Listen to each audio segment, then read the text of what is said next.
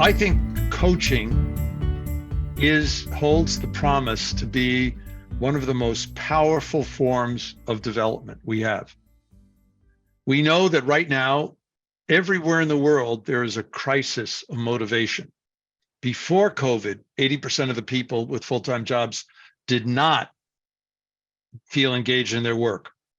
It was actually technically 76% in North America, 83% Europe, 81% in Japan, et cetera. That means 4 out of 5 people weren't feeling it. They weren't bringing their talent. Now, through COVID, we have this great resignation. We have the quiet quitting movement. We just have this steady barrage of people saying, my job sucked for some reason. Either I didn't like my manager, I didn't like the organization, but I want something different. And oddly enough, most of the people aren't looking for more money. What they're looking for is a better place to use their talent. What people want is more development. What they're missing amidst the culture of performance that many of our organizations have imposed is any sense of, does the organization value me? Does the organization invest in me? And while in the MPOD program, we spend a lot of time talking about different forms of development, I actually think we're witnessing the drop in face-to-face training as relevant for a number of reasons. I think we're going to see training as a development vehicle, reduce. But the one that's going to increase in its power is coaching, whether it's one-on-one coaching or team coaching or peer coaching. And part of that reason is it's more universal. Half the countries and cultures in the world are very hierarchical. That means that people don't like to sit in a group and talk if there's somebody with higher status in the room as well. But coaching affords people to develop regardless of whether or not they live in a more hierarchical or less hierarchical culture. So one of the talks I've been giving a lot lately is, how do we create a culture of development in organizations that complements the culture of performance? And in fact, we now have, by we, I mean Tony Jack, myself, Angela Passarelli, and a few of us at CASE in the Coaching Research Lab have been doing fMRI studies that now establish the neurological networks such that you can't have a culture of performance and a culture of development integrated. You have to have them coexist or be complementary. So instead of focusing on the organization culture, I'd like to focus on the more fundamental piece, because as I gaze over the list of names of the folks that are here, not all of you have been a part of the MPOD or MOD program in the last few years and seen the more recent work that a lot of us have done, at least by more recent, the set of studies in the last 5, 10, 15 years. So I'm going to launch into the talk that I've been doing in a lot of places on the science, or in particular, the neuroscience of effective coaching. But I want to be clear that I'm using coaching, as Ellen Van Osten and Melvin Smith and I did in our recent book, Helping People Change. We use coaching with a small c. So we're talking about the process of helping or inspiring other people, whether you're a manager or a professor or a teacher, whether you're a trainer, a coach, a therapist, a cleric, or a parent. How do we inspire people to be open to learning and change? We now know aspects of how to do it, and it flies in the face of some of the old saws or adages that some of us have to agree to get certified as a coach by certain agencies, but we now know from the research just isn't true anymore. So I am going to use a talk I did just recently on the neuroscience of effective coaching. And let me start with the observation that change is stressful, and that at the level that we get dosed with stress without COVID, we're already compromised. We have cognitive, and perceptual and emotionally impairment. We have what we, being professionals and people in any managerial or position of responsibility, are considered an overdose. And then we add to it the acute stress of the COVID pandemic, the financial disruptions caused by it.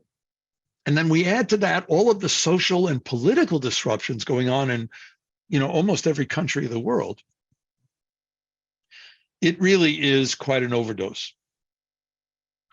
Now, let me add to that anybody on this call is in a helping profession. That's what we do. That's why you're here.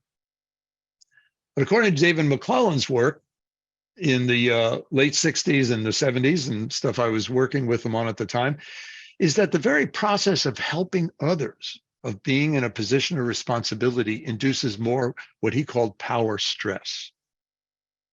So how can you help your colleagues, your patients, your clients, your students, and yourself? I can't spend much time getting into emotions and relationships without doing an exercise. So let's just dive in. I'd like you to think and see if you can write down on a piece of paper in front of you right now the names of some people as you try to contemplate who helped you the most in your life become who you are. Think about your whole life, not just work. Who helped you the most in your life become who you are? I'll go silent for about 30 seconds and let you write a few names.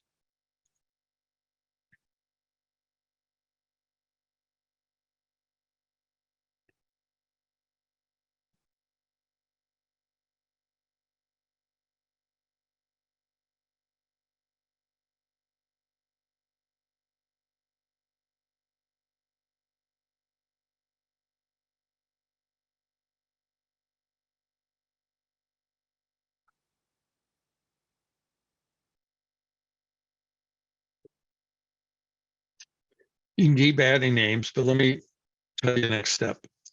What I'd like you to do is I'd like you to go back to the first person whose name you wrote down and think of a moment in which you learned something important from them.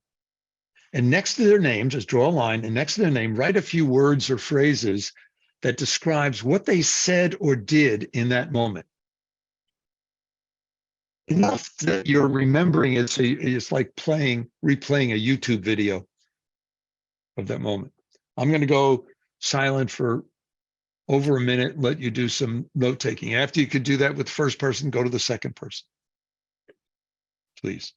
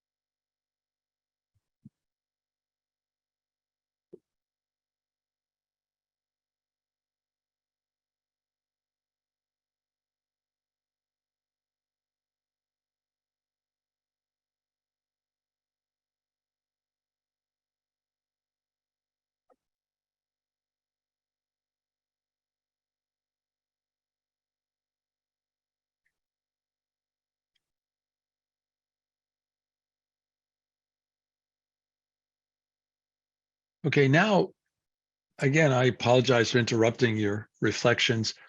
I'd like you to go into the chat and write down how you feel right now. How do you feel remembering these people, remembering these moments? How do you feel right now? Grateful, contemplative, empowered, more grateful, thankful, uplifted, moved, peaceful, grateful, moved, supported, more grateful, supported, gratitude, empowered, nostalgic, positive, warm, strong, reflective, inspired, grateful, at peace, smiling and happy, wishing for more of it today, thankful, grateful, more grateful, inspired, humbled, loved, hopeful and grateful, thankful, wanting to pay it forward, worthy, humbled, thankful, authentic, sensitive, confident, appreciative, reverent, empowered.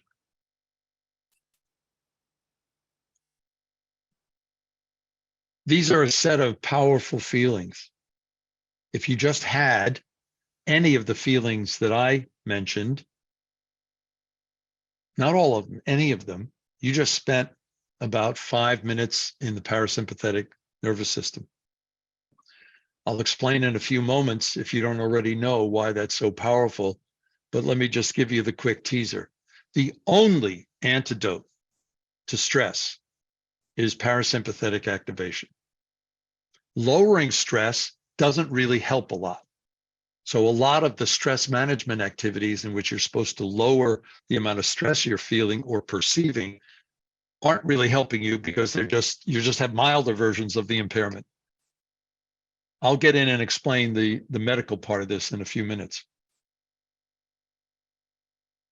I've done this exercise in all 7 continents, yes, including Antarctica. I don't know, maybe 65 countries around the world. And people basically talk about their feelings the same way as you did. You know, whether we're in Astana, Kazakhstan, or Milano, or Cleveland. People talk about the same feelings, about feeling so thankful and grateful, so empowered, so serene or peaceful. Just as an aside, I would say, which one of you did mention, if you haven't had a chance to talk to one of these folks lately, give them a call sometime this week. Just call, don't just email. Say, I was thinking of you. And if sadly they've passed away, sit down with some photographs, make a cup of coffee or tea tomorrow morning, and just remember them and times you laughed with them. It's a good thing. The most important question I'm going to ask you this hour, we're actually not going to analyze, but I want to put it out there for you to consider it. Whose list will you be on? Whose list will you be on? There are only 2 ways in life to have a legacy. One is to donate a lot of money to a great university, like Case Western Reserve, and I am paid to say that. The faculty on the call understand that dynamic, right, Jervis? Yeah. But no, seriously, our only legacy in life are the people that we've gotten to know and care about, care with, the people we've touched. And I don't mean in the HR sense, because that gets us in trouble, but I mean the people that we've emotionally established a caring, what I would call a resonant relationship with. That's our legacy. Okay, now what I want to do is I want to interpret this. Some of you know this, maybe ad nauseum, but this is my intentional change theory. It's the current version I've been using in this visual for the last 25 years, but I started working on this in the spring of 1967. You know, from the time I was 9 years old, I wanted to be in the space program. My parents are immigrants from Greece. My father was a waiter by the time he got out of tromping through the Panama jungles and then Omaha Beach in France and Germany for the US forces. Even though he had started university in Greece, he had met my mother and they got married. So he went into the restaurant business in New York. The same activity that every one of my Greek relatives and Greek friends on the US side or North American side of the Atlantic did. As a result, he wasn't around because he worked from 3 p.m. to 3 a.m, 7 days a week. The problem I had in my early years was the teachers at PS 150 in Queens wanted to leave me back 3 different times because they thought I was cognitively slow. In 1951, if you spoke, I spoke with a Greek accent. I could read Greek. I couldn't read English. That was seen in 1951 as a sign of retardation, not multiculturalism.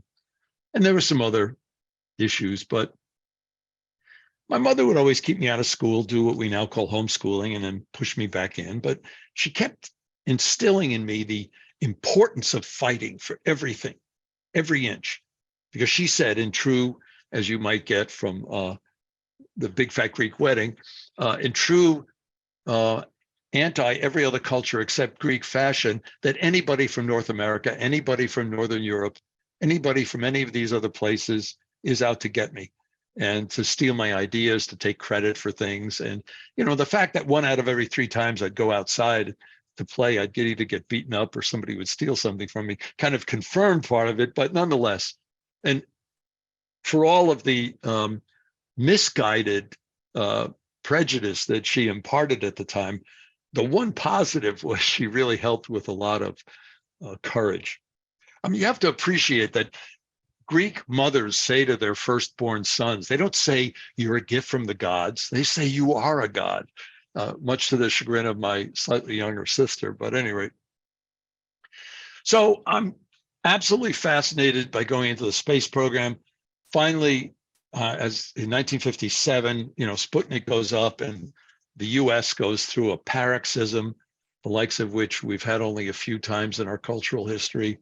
And they tested everyone. And I turned out to be really good in math and physics. And when the teacher called my mother in to talk, he said, the 6th grade teacher, by the way, your son is really smart. She said, oh, thank God. I thought you were going to tell me you want to leave him back again. So they put me into an experimental program. At our public high school, I went through junior high school and high school and 2 years of college. It was the beginning of what we call the AP program these days. But in the process, I learned to love physics and math. So I got into my first choice, MIT, to study aeronautics and astronautics, and I did. I mean, I specialized in control systems of interplanetary vehicles. But I ran out of money.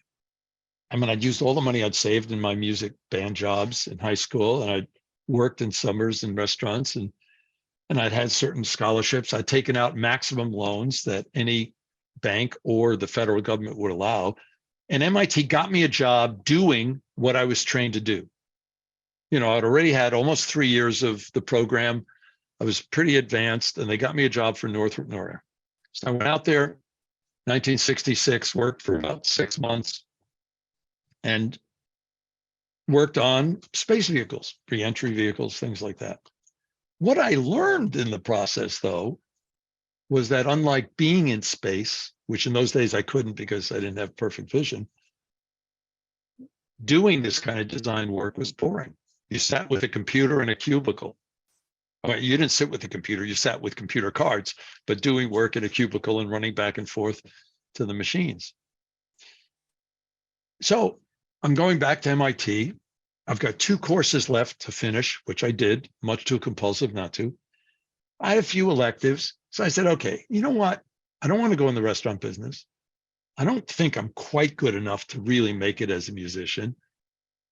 I'd eliminated going into the priesthood for various prurient reasons.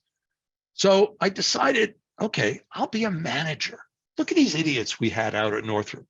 I mean, I was a part of one of 2 departments that were all Sheldons, if you watch Big Bang Theory. And, you know, we were all really smart or scary smart. The problem was the managers were too, and they were just as bad at anything interpersonal or inspirational. So I go to sign up for a management course, and MIT had this thing where the professors who had courses that didn't require prerequisites would describe their course, and you could try to get into it. And this one young fellow who was finishing his PhD at Harvard at the time, but he had had a full-time job at MIT, David Kolb, described his course. Now, the course was in organizational psychology, which sounded to me like utter crap. I couldn't believe somebody would actually waste their time with something like this. But during his description of what he was going to talk about in the course, he mentioned 2 words that made me run to the basement room and get into his course: no tests. I just like to point out that sometimes the entire path of our lives changes on what seems like it's irrelevant. Later in my psychology program, my doctoral program at Harvard, I discovered that I'm quite test phobic and have a huge amount of test anxiety. Anyway, it was meeting and talking with Dave Coble about my term paper that changed the course of my life. And that is, I said, I wanted to study my paper on how managers don't help their subordinates.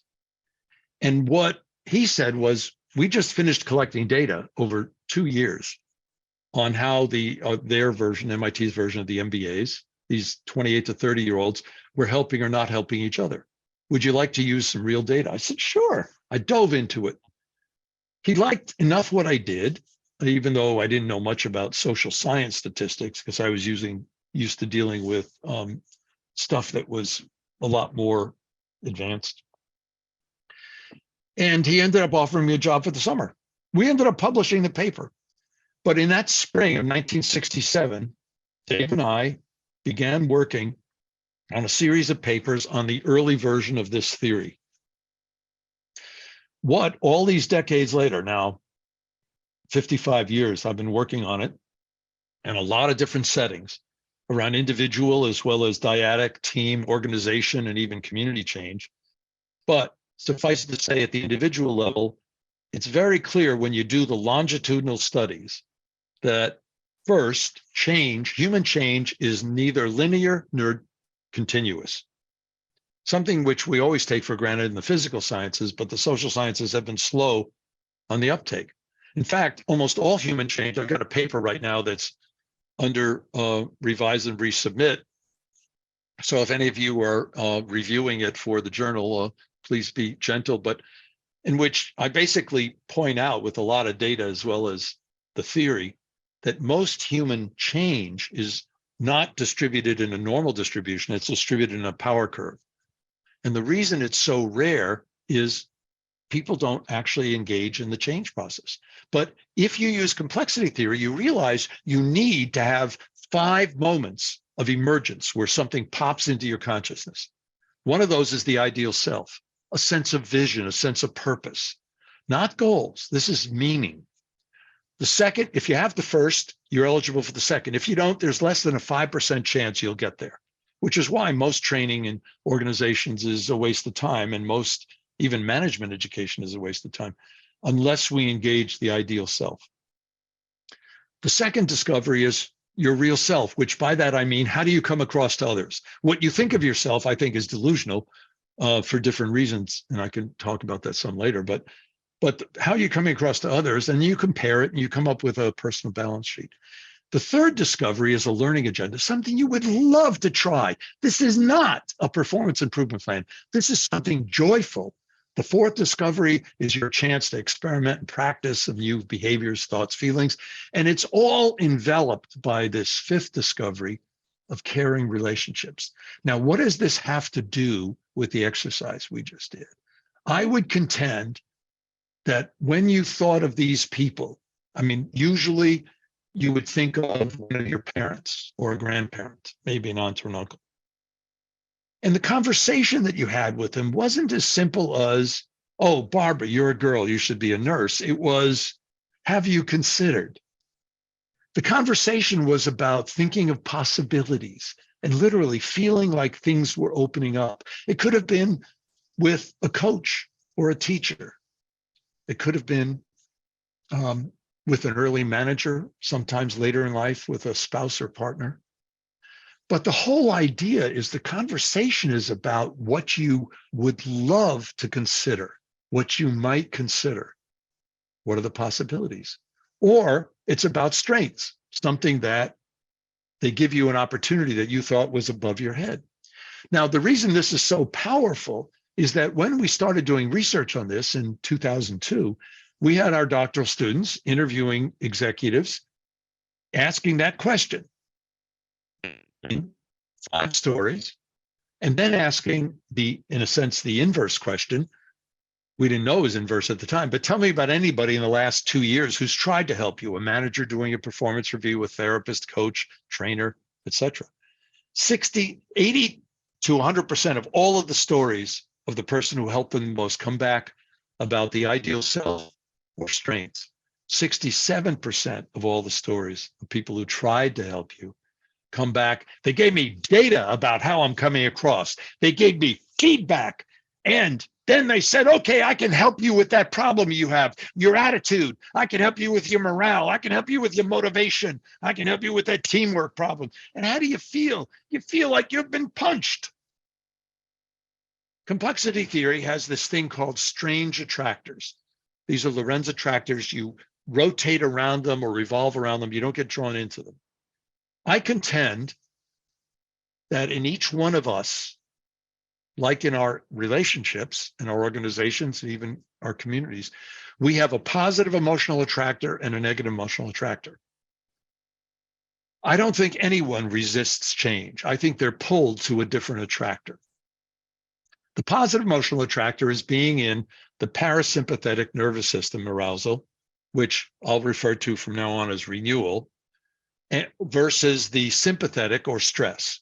It's activating a neural network called, Tony Jack case calls the empathic network. It's really the default mode network, technically, versus the analytic network in Tony's terms, or the task positive network. And it's thinking about positive versus negative affect. There's a difference in possibilities versus problems, dreams versus expectations, optimism versus pessimism. I love this one. Optimists call themselves optimists. What do pessimists call themselves? Most of you have probably said this to yourself, realists. There's a difference in hope and fear, strengths and weaknesses, excited about trying something versus performance improvement plans. There's a difference in novelty versus shoulds and oughts, between resonant versus dissonant relationships.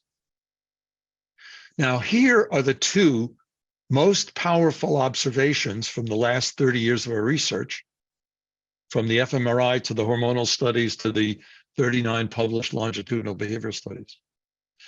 That sustained desired change almost always starts in the positive emotional attractor. Why?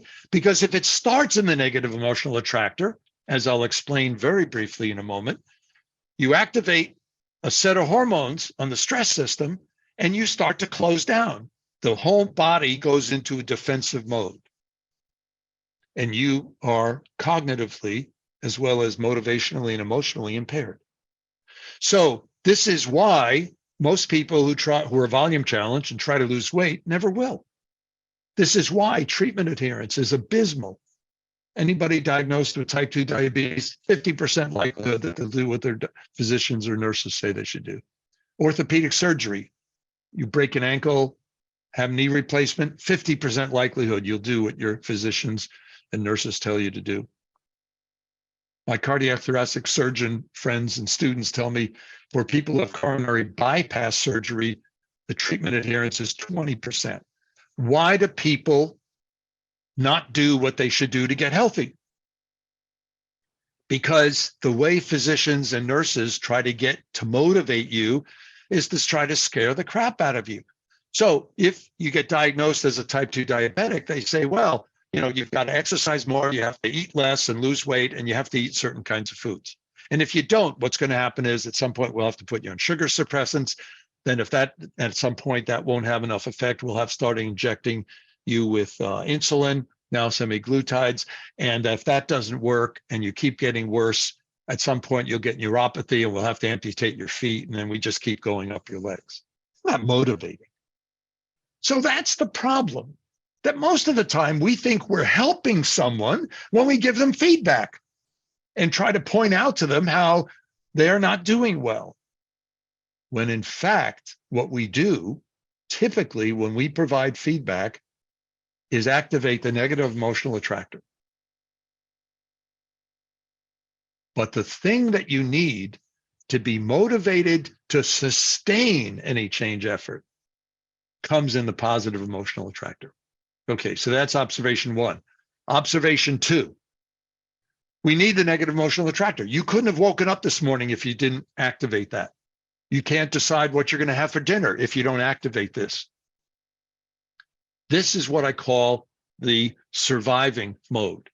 And I call the positive emotional attractor the thriving. Some other people like to call it flourishing. Thriving, I think, sounds a little more poetic with striving. Surviving. If you live your life only trying to survive, it's a hollow existence. It's drudgery. And there isn't much to it. If you live your entire life thriving and in the positive emotional attractor, you're probably levitating. The reality is we need both. We can't function in any given day without both. But because the human organism and the way we're designed, our systems default to the negative, to the defensive, because our bodies, including our neural networks, will default to protecting us.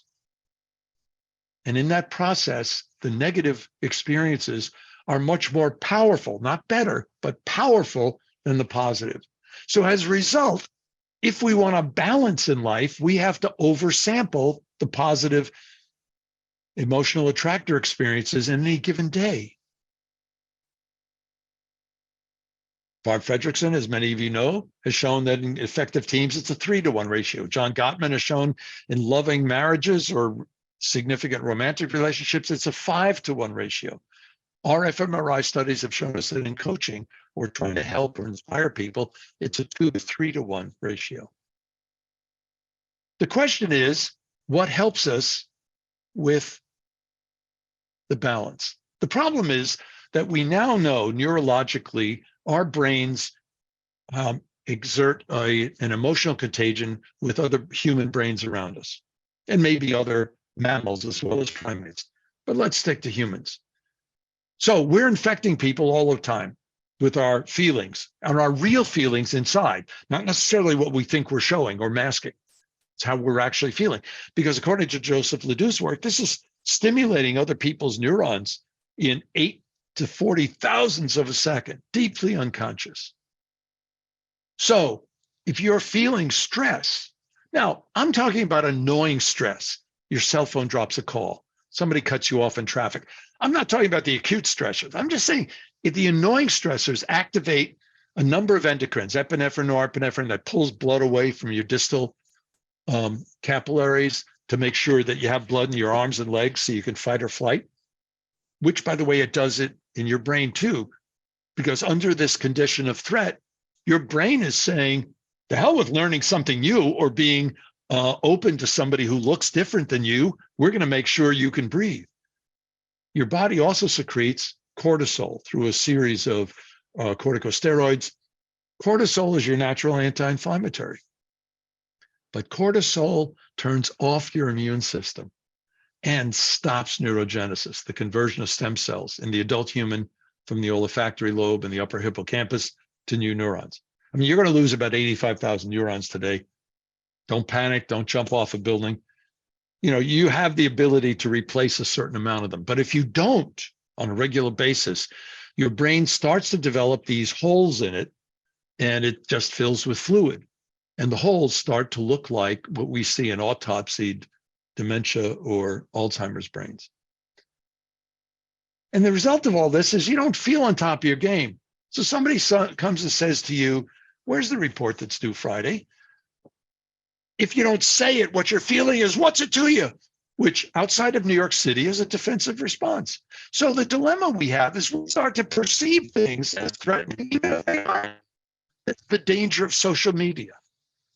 This is the danger of a lot of things where our perception of social threat now has the same effect on our body as a lion coming near our village. Now, if all this is going on, how come you're not dead? Two possibilities. One, you are. Isn't this what you thought heaven would be? Lifelong learning. No, seriously, and apologize for the blasphemy.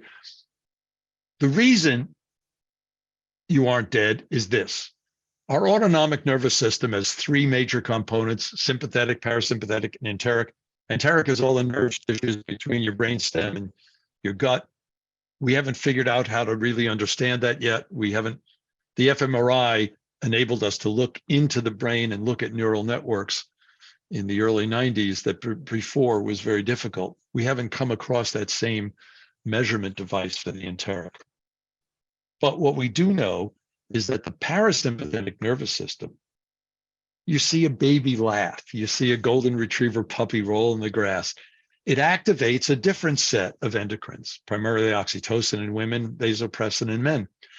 And now these, at this dosage level, does all the opposite things that the stress response does. It opens up your distal capillaries. So you start to feel warmer.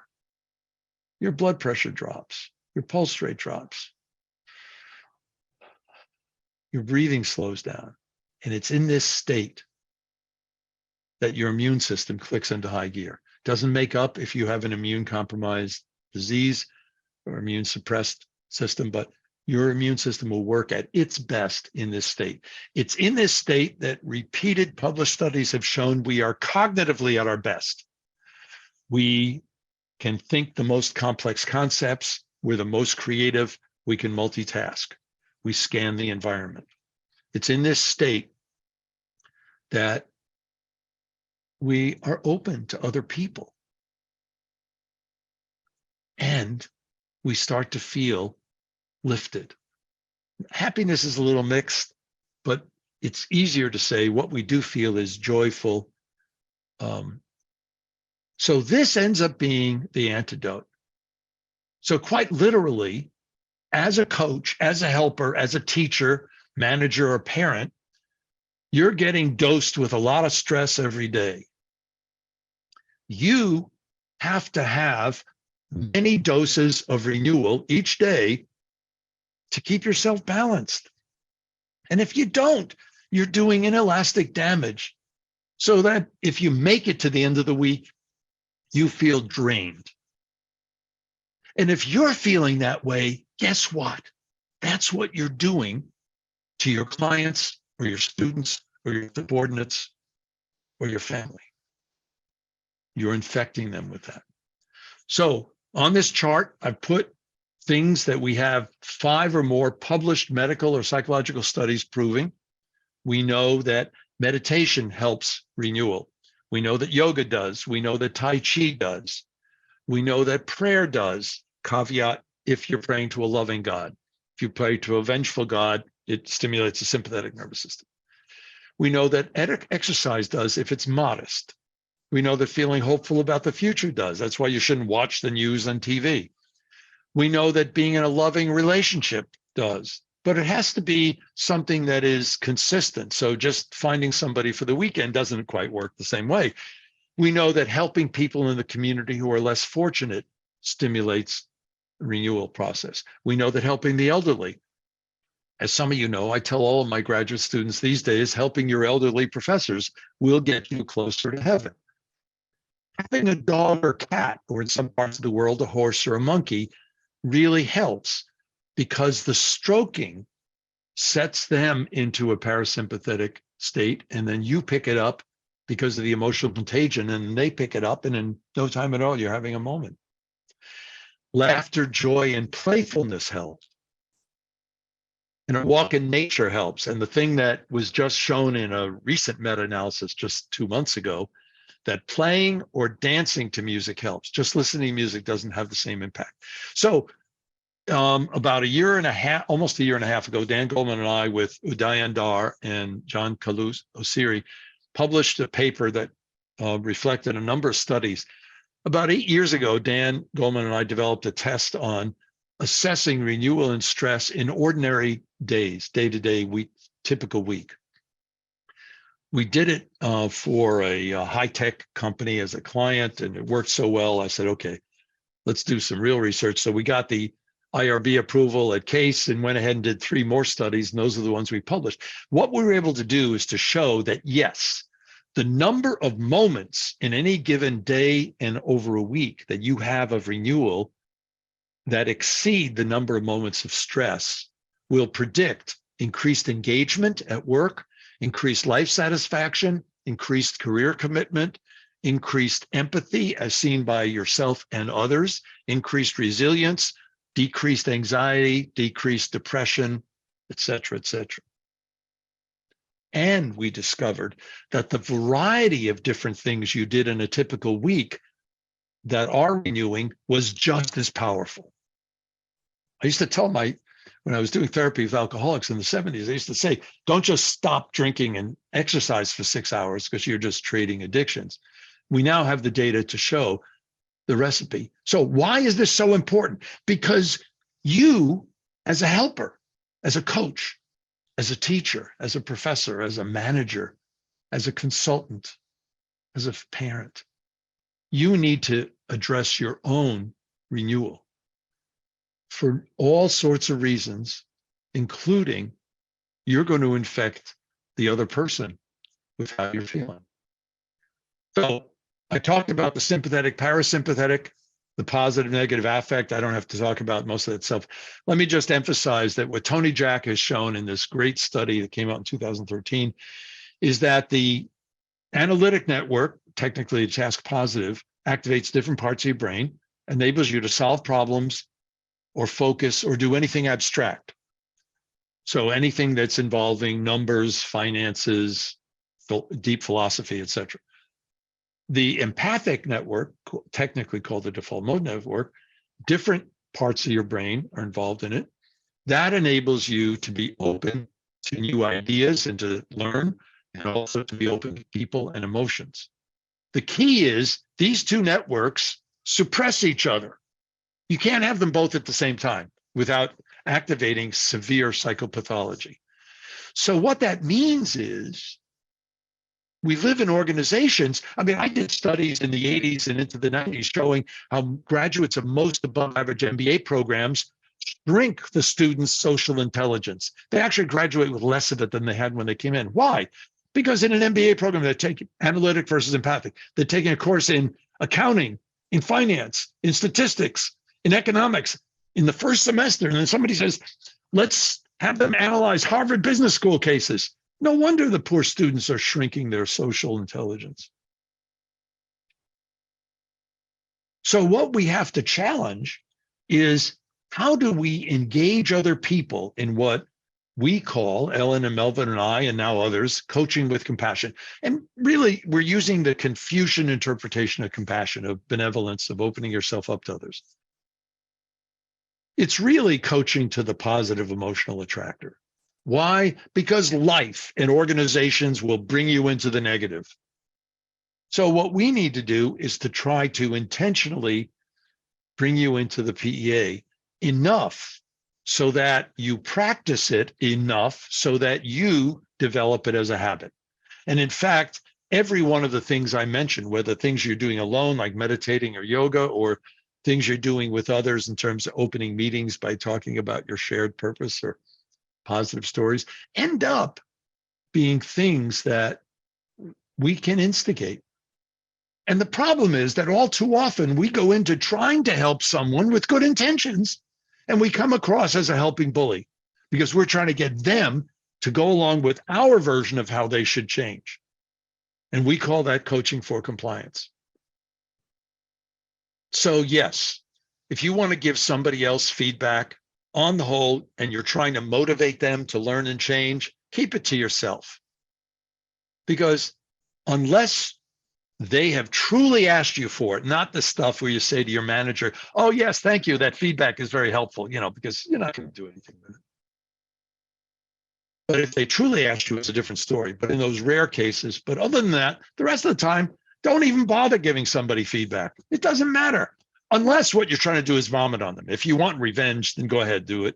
And if you're trying to write them up to get them fired, go ahead and do it. But if you think you're going to motivate somebody, it's not going to help. So a lot of the coaching certification programs now, you say you have to have your coaching session anchored in the context of the person's presenting problem. That's bull. That's so negative, and it frames the entire relationship on a symptom.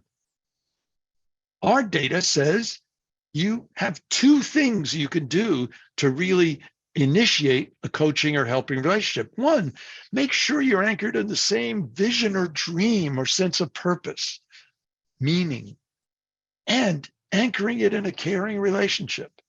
Then you have a shot at being able to later solve the problem. We have 39 published longitudinal studies. We're showing data 6 to 12 times what published research on MBA programs or corporate or government training programs do. And Jane Wheeler showed, looking at a number of cohorts, that the effect sticks with people out 5 to 7 years. Most above average MBA programs help by 2%, government and industry training programs 11%, and then it drops off within a few months. We put this to a test with an fMRI study at Case. We had undergraduates, in this case, sophomores, come in 30 minutes. If your life were absolutely perfect in 10 years, what would it be like? Versus 30 minutes on another day. How are you doing in your courses? You're doing all the readings, doing the assignments. 3 to 5 days later, they go into an fMRI. They hear, in the first study, it was Masoud Khawaja and Angela Passarelli making 96 different video statements about the present and future. And then we could figure out by which person was randomly assigned to each student to do the PEA or the NEA coaching, the impact. And sure enough, the PEA activated the lateral visual cortex in the brain, key part of you imagining, and activated parts of the posterior cingulate cortex, the nucleus accumbens, orbitofrontal cortex, parts of the what Tony Jack calls the empathic network. And the NEA, which wasn't all that negative, just guilt-inducing, activated parts of the anterior cingulate cortex and other parts of the prefrontal cortex. Well, we won an award at AOM and we won accolades at Society of Neuroscience. While we were getting that paper published, we did a replication study. We now, instead of 20 subjects that were sophomores, we had 50 that were mostly seniors, half men, half women. Now, what we found was, yes, almost all the findings we had from the first study replicated, but we also tried to see, was there a dose dependency? So everybody got NEA, but then some people got writing a vision, some people got 1 PEA, some got 2 PEAs, some got 3 PEA sessions on different days. And lo and behold, 2 or 3 PEA sessions activated this yellow part called the ventral medial prefrontal cortex, which is a part of the default mode, the empathic network. And Naomi Eisenberger and now many others have shown is the crosswalk between the speed of the brain and activating the parasympathetic nervous system. And we now know that this ventral medial prefrontal cortex is key as a part of the empathic network to a lot of social interactions. By the way, it's also the zone of the brain that is having the most damage from long COVID, side issue. So when you're trying to help someone, you don't want to anchor it in what you're trying to tell them to do. You want to anchor it in their vision, their dreams, and their strengths in a caring relationship. But you can't just focus on the positive. So you're going to do this by periodically trying to bring people back into the PEA, fully knowing that they're going to spend a certain amount of time, as they should, in the NEA and working on changing. Masoud Khawaja from our program did this with type 2 diabetics and found that a lot of the things the medical research said mattered do, but they were all mediated by the patient's perception of having the same vision, not goals, vision, as their physician. Now, I don't want to leave this without making you think that somehow the enemy of the ideal self is the real self. It isn't. It's the ought self. It's the part that other people are trying to get us to do. So think back to the people who helped you the most in those moments you thought about at the beginning. Not only in that moment, but even later. For most of us, in most of the moments, it sparks something very powerful. And when you feel it, others around you will start to feel it. So what I've done today is not only gone over some of the neuroscience and the science, but very practical tips. I've given you 18 things you can do any day. And for many of you who are already doing many of these things, this is affirming them. Some of them you can do individually, and some you do with others. Some you can do by yourself, and some you can do at work. So in case you haven't read it, I'd like to make a brash pitch for Melvin's and Ellen's and my recent book, 2019, but that's At my age, that's still recent. We wrote it for professionals, so it's mostly a story of a lot of individuals that we've known working these issues, but we work the research in there. Competencies are a key issue. I'm not going to spend a lot of time on this because I want to leave time for a few questions. But right now, as a part of our coaching research lab, we're one of the 4 university-based research centers that's also doing training and coaching anywhere in the world. But one of the things we're doing is 2 studies on the competencies of coaches that lead to client change. For all the competency models out there that certification agencies and training programs are using, there isn't one study, 0 validation studies. So right now it's all done on mirrors and blue smoke and values. But if any of you are coaches and have not volunteered for our study, please, we're still needing coaches to help us out. So let me finish and then open it up for some questions. We have a very special gift from our God, life. Don't waste it. Those of us on this call are a part of maybe 400 million people alive today out of the 8 billion that can significantly improve how close we are to our dreams. If you asked any of the other 7.6 billion people, they would say, don't waste it. So remember these moments of joy. Remember the moments of discovery. Remember your first date, your first kiss, your first sports victory, your first published poem or paper, the birth of your first child, your first marriage. Because when you remember these moments, you well up in the PEA, and you know what? You become positively infectious to everyone around you, and you find in your communities, in your families, and at work, people coming together and doing things that before you didn't think were possible. Okay, so thank you. Now, questions. If you have questions for Dr. Boyatzis, there you go. Omar, go take it away. Thank you very much for your presentation, Dr. Richard. It's not more a question, it's more about how we can get in contact with you in terms of collaborating, because precisely, for example, from my side, I am into the Institute of Future of Education in Technological Monterrey, and we are doing a validation test, or we are running instruments in which we want to combine the emotional aspects with the performance of the students. But you are in another approach, which is more with directors, or let's say people who have higher. Well, and actually, I have one former doctoral student who's dean at Monterrey at the campus in Chihuahua of the Technical University in Mexico, and then current doctoral student is working on the same thing you are. So send me an email and let's get on the Zoom call. My email is on the first slide, which you should have access to, but it's my name, richard.boyatzis@case.edu. And then let's talk. Okay, thanks, Omar. I look forward to it. Jervis, you had your hand up. By the way, I am a CASE alumni. Oh, you are? Which program? And the chemical engineering PhD program, I graduated in 2015. Oh, wow. I am a professor. Right. Well, congratulations. You too. Okay, Jervis, you had your hand up? Yeah, I did. Thanks, Rick. You know, the connection of the neurological research to your model is so compelling and powerful, and congratulations on that. It's amazing work. And I'm wondering if you could recommend one article that you've written on this stuff for your average manager person, not a consultant. What would it be? Right.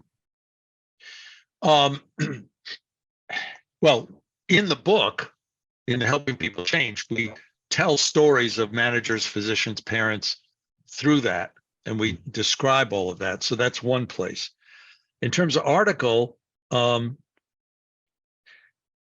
actually explaining the neuroscience itself, perhaps the closest is a piece called The Neuroscience of Coaching that Tony Jack and I did that came out in Consulting Psychology Journal.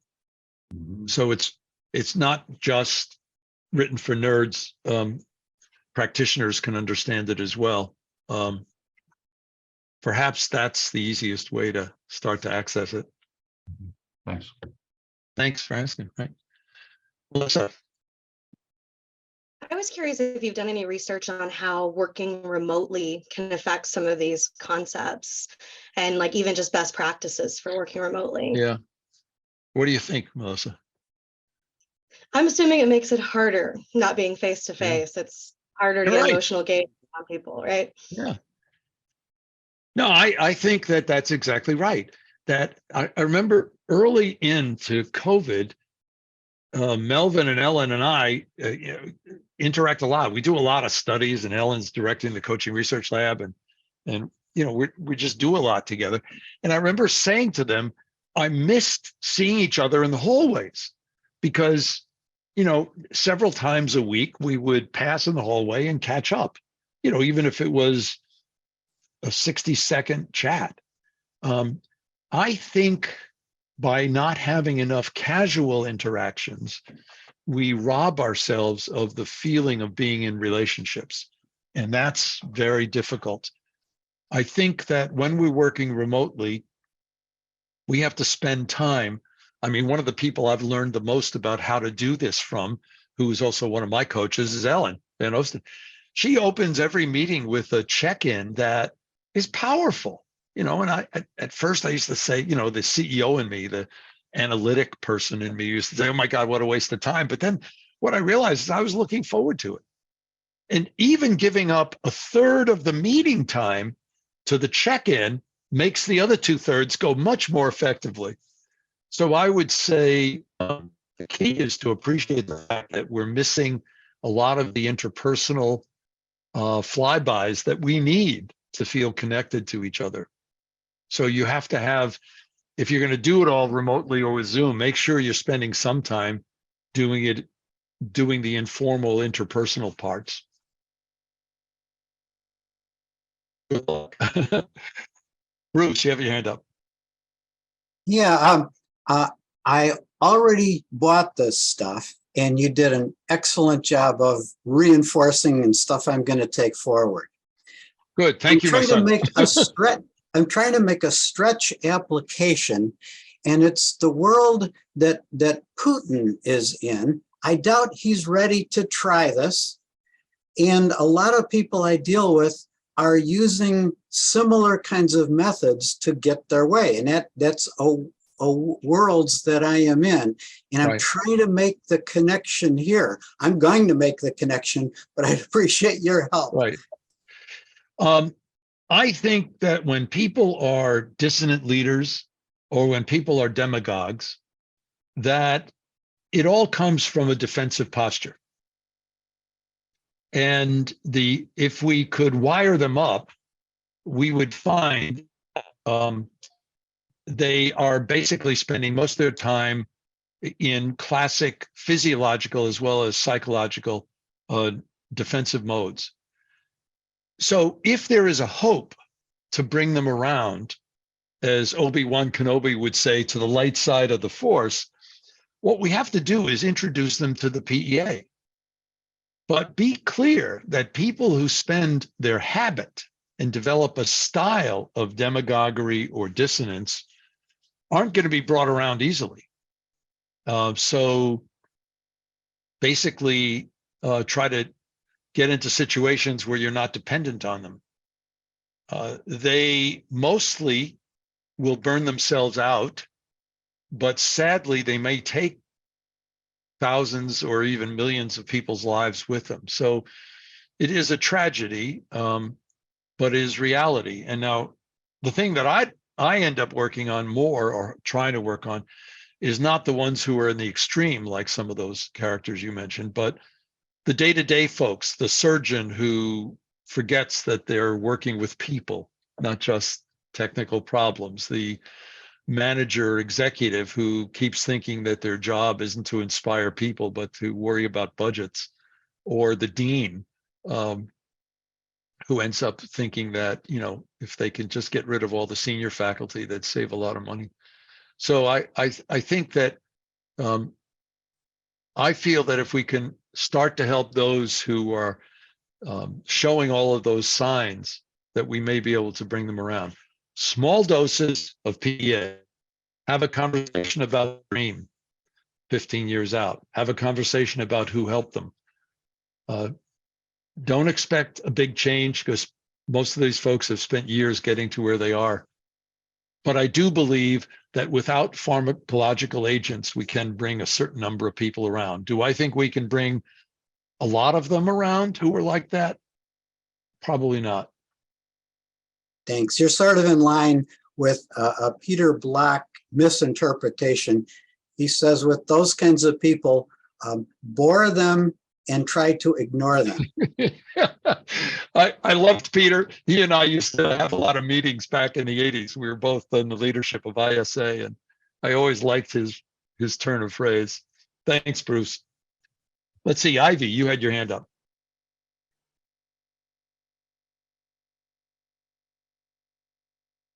I just want to find out about the mental health resilience for midwives and nurses. What's the difference between that and what you just explained here? Absolutely nothing. Everything I said applies to midwives and nurses. Matter of fact, when Melvin Smith and I started first conceptualizing a lot of the physiological part of this back in 2002 and 3, one of the things we latched onto was the research that I'm sure you know on compassion fatigue, which started out with elderly caregivers and then extended to nurses and social workers. So what happens in any of these fields when you are called upon to experience and give compassion heavily every day is that at some point it starts to become stressful. And it's one of the reasons why I'm emphasizing what I did today for people who are in the helping professions. We need to pay attention to our own renewal, because if we aren't feeling renewed and inspired about life, the people around us won't.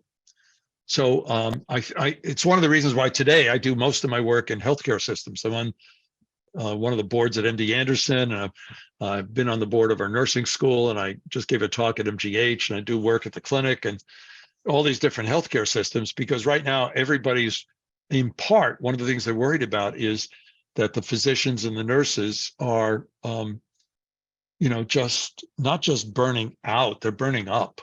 And we have to interrupt that negative spiral. Does that make sense? Yeah. Good. So then they need to motivate themselves. Yes. There's a need to motivate themselves. Nobody is going to do that for them. That's right. Okay. That is exactly right. But people around them can start to encourage more of the positive behaviors or feelings or experiences. Thank you. Laura, you had your hand up.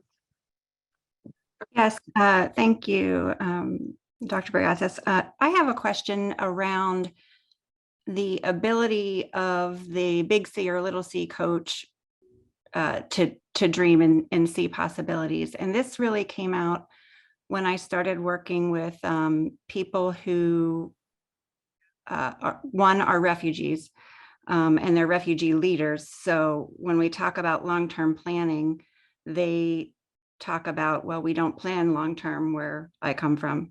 And what does that look like? And, that took a long conversation. And then also working with people who were victims of sex trafficking, where in their, they might have been runaways and they don't have the generational knowledge on how to, they might have gotten to a certain place, but they don't have the generational knowledge on how to see past what their experience was. So just your thoughts on.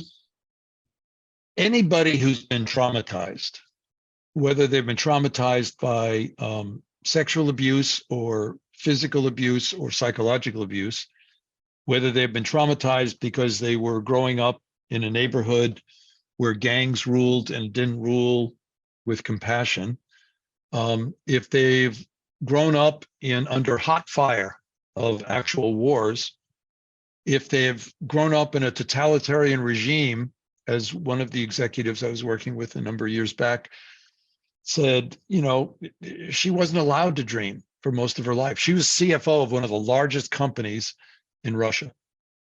And most of her life, she was not allowed to dream. And she said, if I did, and I shared something of it with anybody, including my family, there was a very heavy chance I'd be in the gulag within a month.